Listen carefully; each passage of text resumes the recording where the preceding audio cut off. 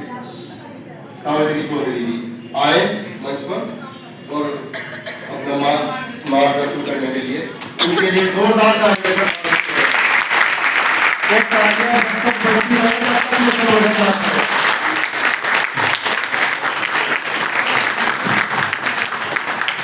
धन्यवाद संचालक महोदय जी। देखिए हमारे बीच में है आप लोगों के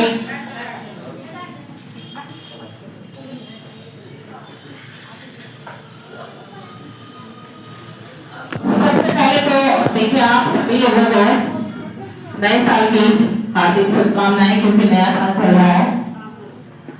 दूसरा, इस भव्य कार्यक्रम के लिए आपकी जिला कमेटी और आपकी जिला अध्यक्ष, आपकी जो जिला कमेटी है, जिला अध्यक्ष संजय जी, कार्यकारी अध्यक्ष मंजू रानी जी, जिला उपाध्यक्ष ममता राणा जी, जिला सचिव प्रतिभा त्यागी जी, जिला महामंत्री सुंदर देवी जी, जिला कोषाध्यक्ष भावना त्यागी जी, जिला संगठन मंत्री पूनम गोयल जी, जिला ऑडिटर आशा त्यागी जी, जिला प्रचार मंत्री सरिता जी, वे मेरी इस जिले के बहने होने से आई मेरी बहादुर बहनें, वो बहनों के साथ आए हुए सभी अधिकारीगण, गणमान्य मीडिया के लोग, अलाइन के लोग, आप सभी लोगों का इस मंच की ओर से मैं हार्दिक स्वागत और अभिनंदन करती हूं।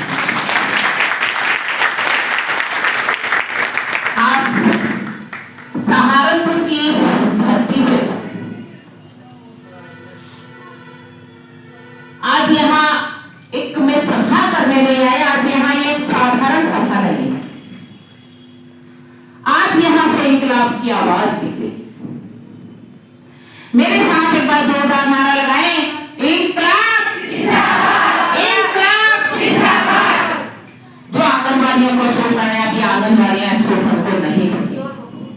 जो हमारी बहनें अभियान पर सभी बहनों ने एक एक करके जो अपना दुख बताया, देखिए ये दुख भी असहनीय हो गया। जो हमारी आज की बहनें, जो हमारी नारी शक्ति या घरों से निकली है, उसका यही कारण है कहीं ना कहीं अंदर।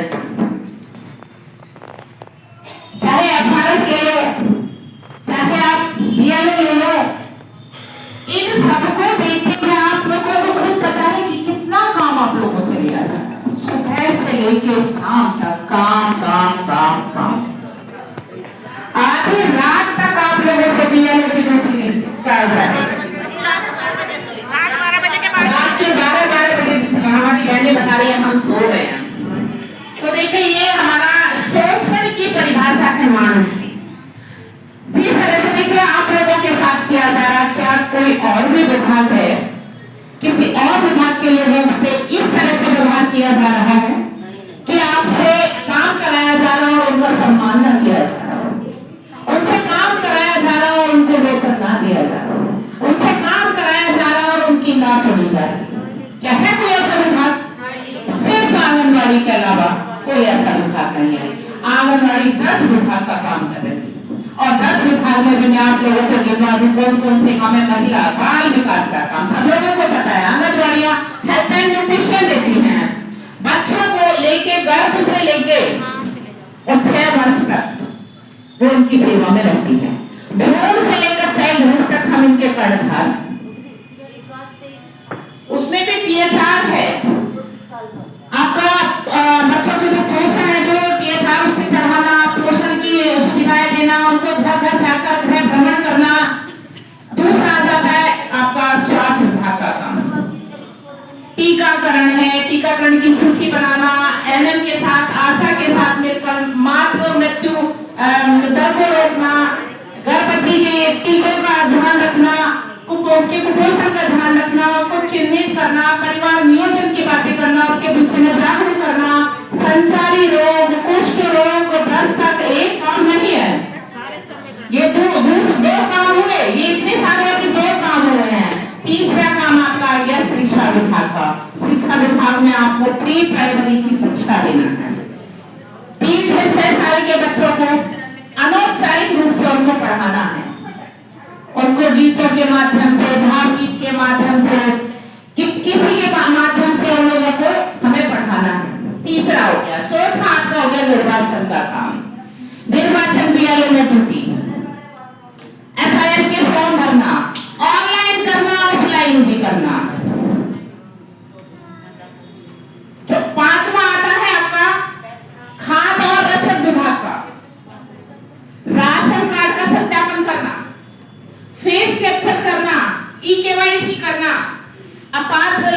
लाभार्थी, पात्र लाभार्थी इनको छांटना।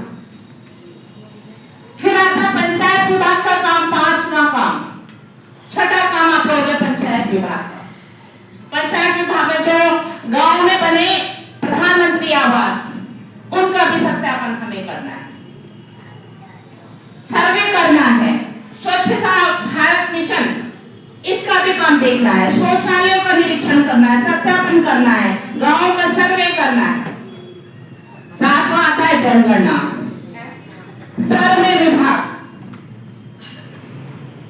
जाति जनगणना, सामाजिक जनगणना, आर्थिक जनगणना, एक काम नहीं, ये आपका सातवां काम। आठवां आपका समाज कल्याण विभाग का आठवां काम है, उसमें आपको क्या क्या करना है? विधवा पेंशन, वृद्धा पेंशन, और जो विकलांग बच्चे हैं उनका सबका सत्यापन करना, उनको चिन्हित करना। उसके बाद यही पर नहीं रुक जाता, आपदा प्रबंधन का काम। कोई भी आपदा आ सकती है कि बाढ़ आ गई, कहीं ओलावृष्टि हो गई, सूखा वृष्टि हो गई, कहीं सूखा पड़ रही है, जैसे कोरोना का काम आपदा है। ये भी कोरोना में हमारी आंगनबाड़ी बहनों की क्वारंटीन सेंटर तक में डूबी। फिर आ जाता है आपका डिजिटल इंडिया। आप पता है डिजिटल इंडिया में आप समझते हैं आप क्या क्या काम है? IT सेल का काम, पूरा मोबाइल का काम, सारा डाटा आंगनबाड़ी मोबाइल पे चढ़ाएगी। आंगनबाड़ी भी वो एक IT सेल बन के रह गई है। ऑफलाइन भी करेंगी, ऑनलाइन भी करेंगी। भाई आंगनबाड़ी को तो पूरी तरह से ऑल इन वन मशीन बना दिया गया, ये मशीन बना दिया गया। आंगनबाड़ी भी रह गई, एक मशीन बन के रह गई है। और अब ये मशीन अगर काम करेगी तो अपने लिए करेगी, अब नहीं करेगी ये सब काम। कौन सा ऐसा दिखाएगा कि जिसको काम दिया जाता है उसका सम्मान मत किया जाता है, उसको वेतन ना दिया जाता है। अब ये मशीन बनेगी आंदोलन का इंजन। क्या बनेगी? इंजन। अब ये सोचा बर्दाश्त नहीं होगा। मेरे साथ एक नारा लगाएंगे, आंगनबाड़ी एकता जिंदाबाद, आंगनबाड़ी एकता जिंदाबाद।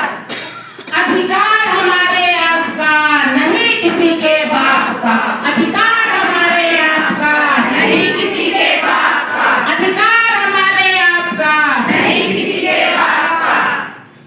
तो देखिए, ये हमारा अधिकार है, हमें अपने अधिकारों के प्रति सजग होना पड़ेगा, हमें जगना पड़ेगा। ये तो भीख नहीं हम सरकार से मांग रहे, अपना अधिकार मांग रहे जो हमें संविधान ने दिया है, ये हमारा अधिकार है। तो मेरा आप लोगों से यही निवेदन है, एक कहावत है, जब तक हम खामोश रहते हैं कि खामोश जिंदगी जीने नहीं देता। अगर हम खामोश रहेंगे तो कोई हमें नहीं जीने देगा। आपने देखा भी होगा कहीं घर में अगर कोई बच्चा शांत है ना, कोई उसकी नहीं सुनता। जितना उपद्रवी बच्चा होगा उसकी मां सबसे पहले पूरी हो जाती है, कहा ये चाहिए, ये चाहिए, ये चाहिए। पूरी करते कि नहीं करते? तो वही है, हम लोग एक शांत बच्चे की तरह और सारा काम लिया जा रहा है। पता है कि जब सरकार का काम चल रहा है, फ्री के नौकर उसको मिल रहे हैं, तो वो पैसा क्यों दे? वो क्यों पैसा भी? मेरी बहन कह रही थी फारस के लिए फारस बंद होना चाहिए। बिल्कुल, जो हमारा ये आंदोलन चल रहा है, जो हमारा ये अभियान चल रहा है, ये इसी के लिए भारत को बंद करे, सरकार उसको तुरंत बंद करे। आप डिसीजन ले लीजिए, आप डिसाइड कर लीजिए आपको ऑनलाइन काम लेना है क्या ऑफलाइन काम लेना है। एक ही काम नीचे पहली तो प्रणाली थी, उसी के अकॉर्डिंग राज बनेगा। बट रहा है किसी का भारत से करें, आप अचानक से करें, आप ये अचानक से करें, किसी का बट्टा है क्या? चाह कर भी हमारी बहनें ऐसा नहीं है, वो काम करना नहीं चाह रही है, बहुत प्रयास कर रही है, बराबर प्रयास में लगी, वो चाह कर भी नहीं हो पा रहा है। आपने 2G मोबाइल देखिए, आपसे कोई कहे आप रजिस्टर दिलाइए, आप मोबाइल दिलाइए, अरे आप ये रखा, आपने जो डिब्बा दिया है, डिब्बे को खोल कर देखो ना इसमें क्या है। ये डिब्बा बन के रह गया है। आप रिचार्ज नहीं ले रहे, आंगनबाड़ी से कह रहे नहीं, पहले 20,000 का मोबाइल खरीदो, फिर इसमें खुद रिचार्ज करवाओ और फिर 10 विभाग का हमारा काम करो।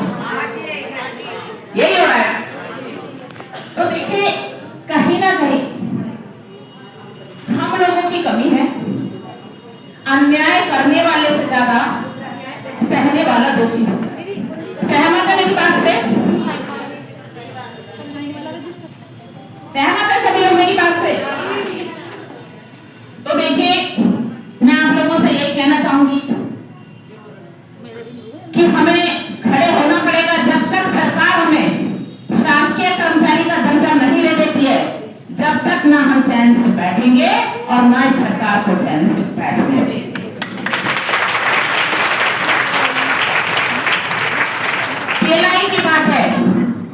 हमारी बहनें भी बता रही थी कि PLI नहीं आता, नहीं आता। हमें पता है ना, सरकार ने जो दिया है, तब आपने 1500 रुपए बढ़ाए, आपने कहा कि आंगनबाड़ियों का मानदेय बढ़ा दिया गया, सरकार बनते ही वो PLI में कन्वर्ट कर दिया गया। PLI का मतलब है भ्रष्टाचार। जिसका अधिकारी चाहेंगे उसका बनाएंगे, जिसका नहीं चाहेंगे नहीं बनाएंगे। बना दिया तो आधा कर लो। हो रहा है कि नहीं हो रहा है?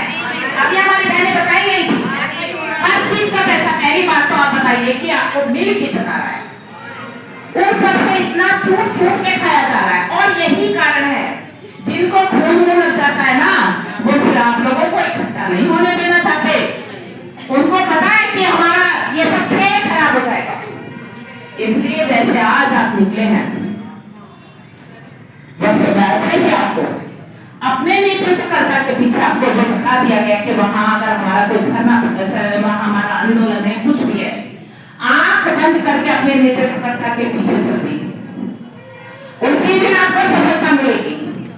हम अपने काम, अपने हक के लिए तो कहीं निकल नहीं पा रहे हैं, और हमें अगर आदेश पे आदेश रोज मिल रहा है, उन आदेशों को हम छोड़ो करें। फटाफट हम आदेश मान रहे हैं। बताइए, 10 विभाग में से हमसे 10 विभाग का काम लिया जा रहा है और मानदेय हमें 1 विभाग का दिया जा रहा है। बताइए किस विभाग के साथ ऐसा हो रहा है? वो भी मिलने के बाद आप लोगों को सब पता ही है उसमें से क्या क्या हो रहा है कि चार्ज पे भी पैसा। इसका मतलब आप चोरी करना सिखा रहे हैं उनको। उसको मानदेय तो अपना ही मिलेगा ना, जिसको आपने चार्ज दिया। आपको चार्ज का मानदेय तो आप दे नहीं रहे। आपने चार्ज दे दिया, इसका मतलब आप उससे क्या करें? पैसा कहां से लेगी वो?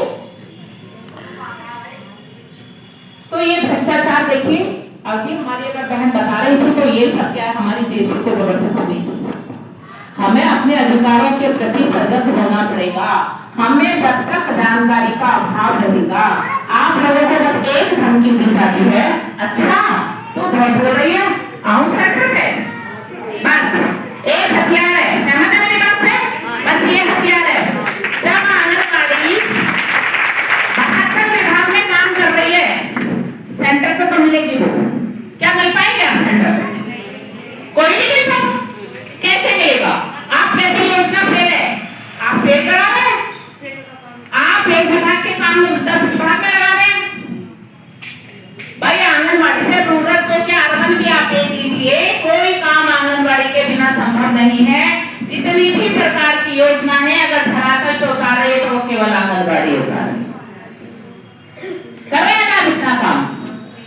उसके बावजूद भी हम अगर अपना, आज हमारा ये अधिकार की लड़ाई है, उसमें हम अपना निकल के नहीं आ रहे। आज भी हमारी बहनें बता रही है, पर्ची बांट के आई, कोई कुछ काम करके आए, अपने अपने काम से निमट के तब यहाँ आए। देखिए हमारी बहनें कितने काम के प्रति सजग हैं।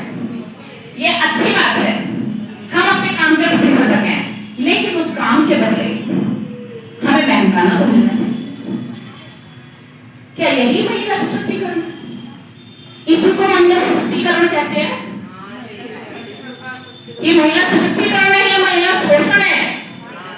और मेरे साथ एक नारा लगाएंगे, ये शोषण नहीं चलेगा, नहीं चलेगा, नहीं चलेगा। आंगनबाड़ी का शोषण नहीं चलेगा, नहीं चलेगा, नहीं चलेगा। आंगनबाड़ी का शोषण नहीं चलेगा, नहीं चलेगा, नहीं चलेगा। आंगनबाड़ी का शोषण नहीं चलेगा, नहीं चलेगा, नहीं चलेगा। तो देखिए, आप लोगों को समझना पड़ेगा, और हम ये ना समझें हमारी बहनों में से अगर 70% आंगनबाड़ियां BLO को ड्यूटी कर सकती हैं, तो समझिए वो सरकार चला, सरकार का सारा काम तो वो कर रही है। तो हम ये क्यों ना समझे कि अपना हक क्यों ना मांगे? 500 रुपए शायद महीने का दिया जा रहा है आप लोगों को, 500 रुपए रोज का भी कम है। जितना काम आंगनबाड़ियों से लिया जा रहा है ना, 1.5 लाख रुपए भी उस काम के लिए कम है। आंगनबाड़ी को एक सॉफ्टवेयर इंजीनियर बना दिया गया है। अच्छी बात है, अपने काम सीख लिया, लेकिन हमें टूल तो चाहिए, हमें वेतन चाहिए। वेतन हम मानते नहीं चाहिए, हमें क्या चाहिए? हमें वेतन चाहिए, वेतन। अब हम वेतन लेके ही दिलेंगे, वेतन लेके ही पीछे हटेंगे। जिस समय आंगनबाड़ी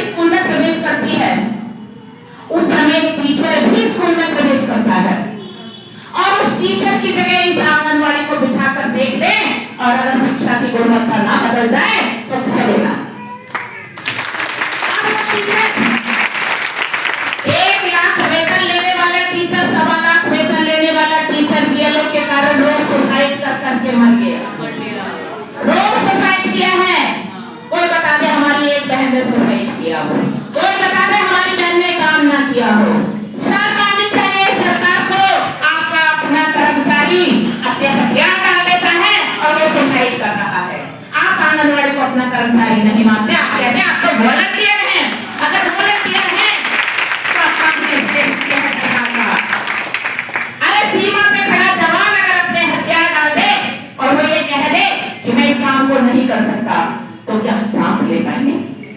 आपका कर्मचारी अपने हथियार डाल रहा है और आंगनवाड़ी से आप काम करा रहे हैं और आप कह रहे कि नहीं नहीं आप तो कर्मचारी है ही नहीं, आप तो वॉलंटियर है।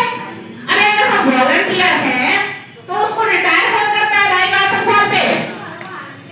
उसको कोई रिटायर करता है क्या? वॉलंटियर अपनी मर्जी से जब तक उसके घुटनों में दम है वो काम करेगा। आप रिटायर नहीं कर सकते अगर आप उसको वॉलंटियर मानते हैं, आप उसको कार्यकर्ता मानते हैं, तो कोई रिटायर नहीं कर सकता। कैसे आप 62 साल को उसको रिटायर करके आप घर भेज देते हैं बिना ग्रेजुएटी के और बिना पेंशन? शर्म आनी चाहिए सरकार को। शर्म आनी चाहिए कि ये देश का महिला सशक्तिकरण नहीं है। ये आज रंग बिरंगा ये महिला सशक्तिकरण सड़कों पे घूम रहा है और अपनी मांग के लिए चिल्ला रहा है कि हमारी मांगे पूरी करो, हमारी मांगे पूरी करो, हमें साथ के कर्मचारी का दर्जा दो। क्या यही महिला सशक्तिकरण है? अगर हम इस सरकारों को बनाना चाहते हैं, पूर्व की सरकारों ने भी अपने वादे किए थे और बनने के बाद उन्होंने वादे से मुकर गए। हमने सोचा इस सरकार में हमारे योगी हैं, शायद योगी कभी झूठ नहीं बोलते।